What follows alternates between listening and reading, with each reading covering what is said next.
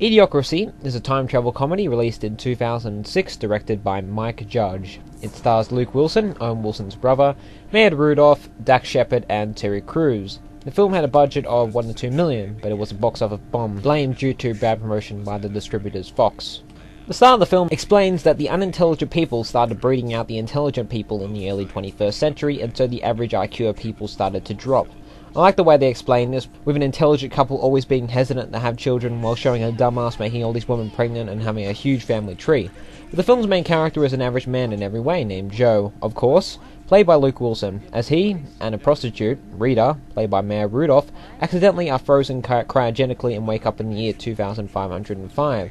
They find the world inhabited by idiots and look for a time machine, which they believe to have been invented by then, so they can travel back in time, which makes sense. But after an IQ test, Joe is found to be the smartest person on Earth in the future, and so is instructed to try and save the world's problems, starting with fixing the problem of the crops not growing.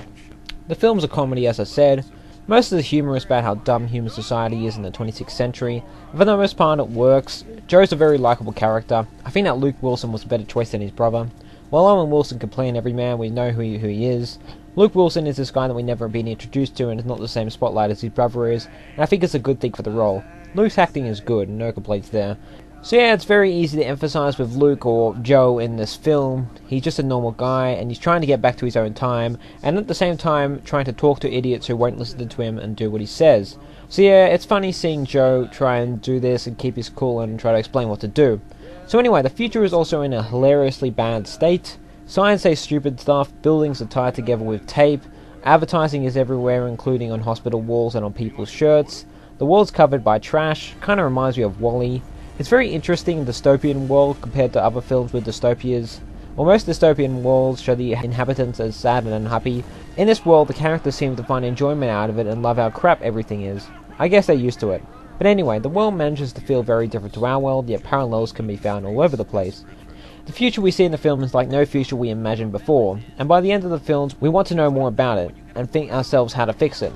The film works as a science fiction as much as a comedy in this way. It's as much fun studying the intimate details of this world as it is to laugh at it. A lot of the times in the film you could tell it's trying a bit too hard to be funny, but I think it realizes this itself. One thing I'm confused about is why there are so many devices still working well. Not to say that there aren't devices working poorly, but with an average IQ of 20, I wouldn't think that there would be many people driving cars or flying airplanes. I think the film tries to hint that there's smart people around except people don't know it. I don't know.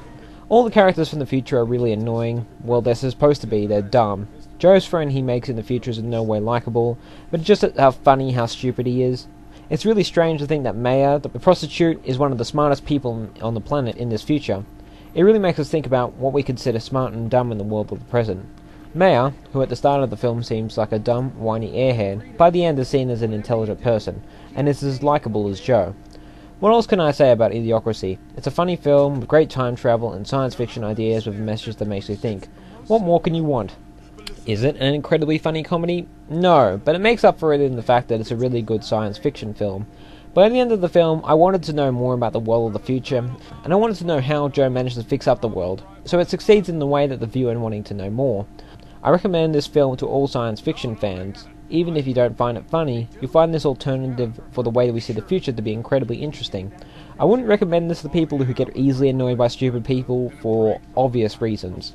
Idiocracy gets 8.5 out of 10 from me. Oh yeah, and I'm doing a rating out of 10 from now on. Bye bye.